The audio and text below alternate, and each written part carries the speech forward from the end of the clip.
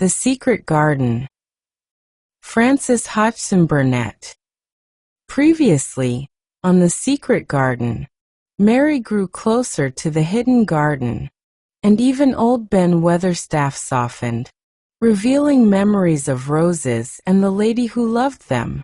Following a strange lilting whistle, Mary wandered into the woods, and there she found him, Dickon, a boy who charmed squirrels, pheasants, and rabbits with nothing but kindness and quiet magic.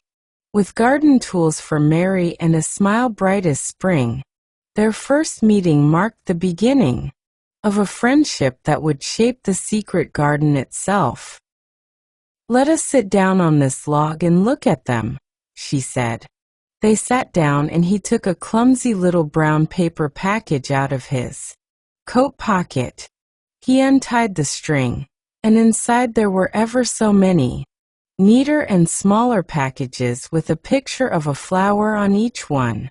"There's a lot o' mignonette and poppies," he said.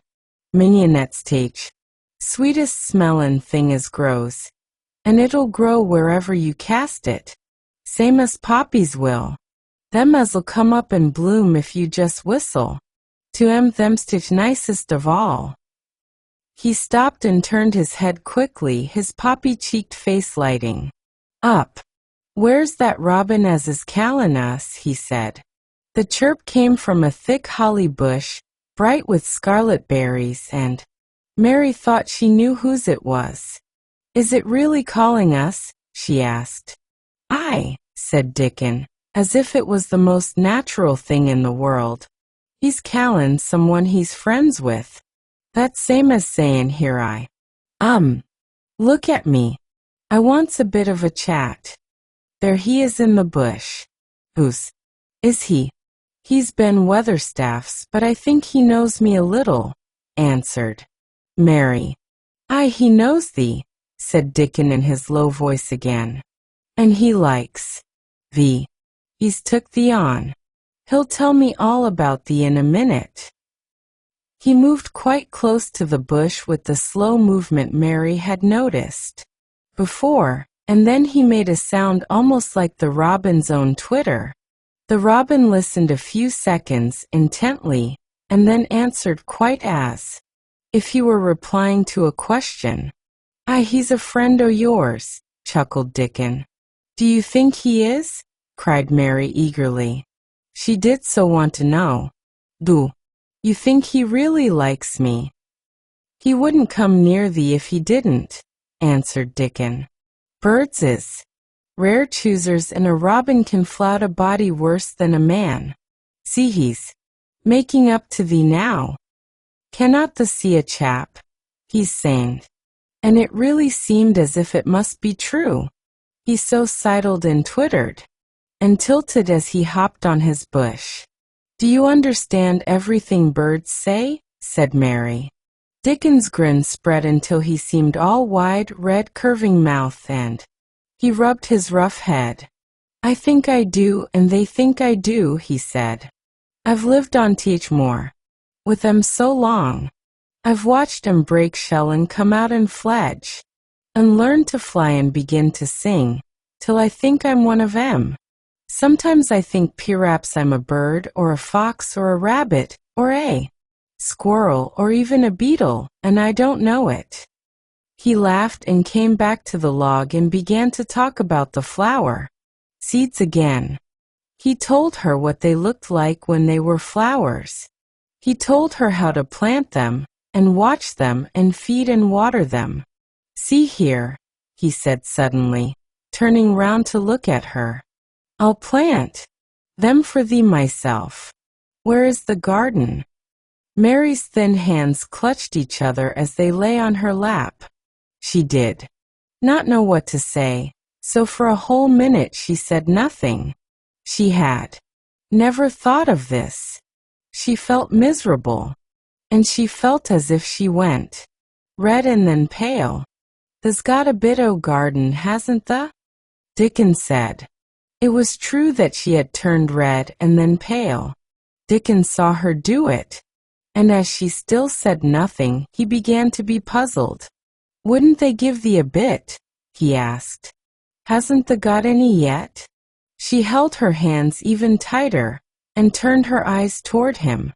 I don't know anything about boys, she said slowly. Could you keep a secret if I told you one? It's a great secret. I don't know what I should do if anyone found it out. I believe I should die. She said the last sentence quite fiercely.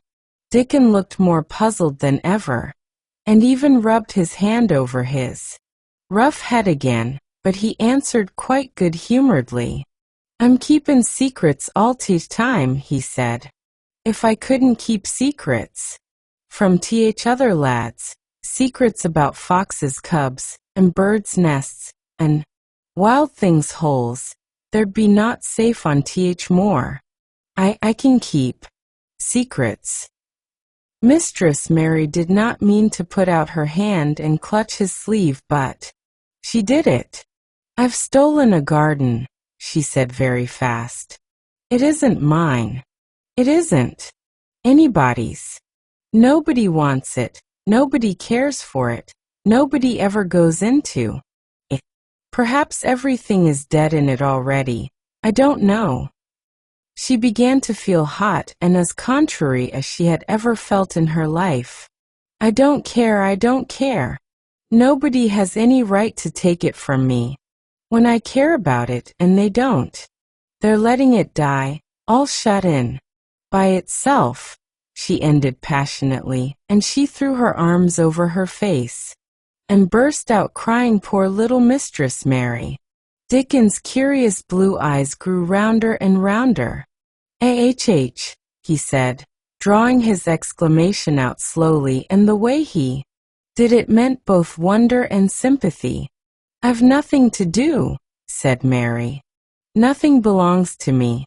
I found it myself and I got into it myself. I was only just like the robin, and they wouldn't take it from the robin." "Where is it?"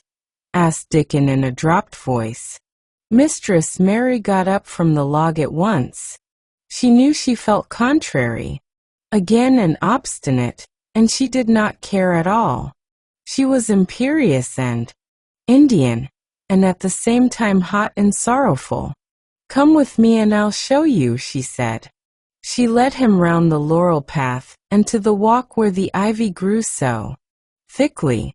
Dickon followed her with a queer, almost pitying look on his face. He felt as if he were being led to look at some strange bird's nest and must move softly.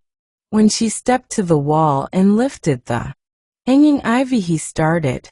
There was a door and Mary pushed it slowly open, and they passed in together, and then Mary stood and waved her hand round defiantly.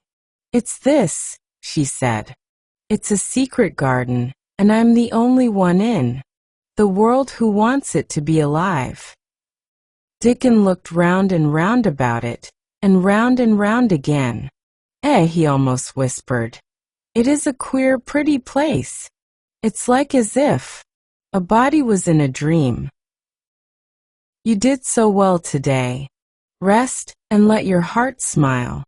Good night."